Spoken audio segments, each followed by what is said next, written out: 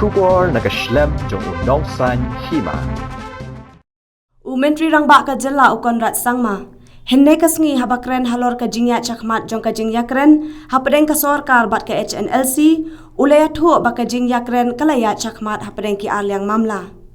Ula benrap ru da ka baong, batang sudep yakren kinong mikmat jong kini ki arken hun, kandon ka Jingïakren bajanai.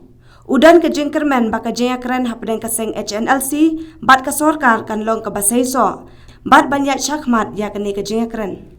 Discussions are on, and the interlocutor has started the process of calling different individuals, and therefore there has been a communication for people who will be in touch and will be contact people to coordinate the discussions.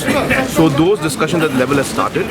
Once the entire atmosphere and the coordination and discussions, preliminary discussions are taken place, only then will the official discussions start at a later stage.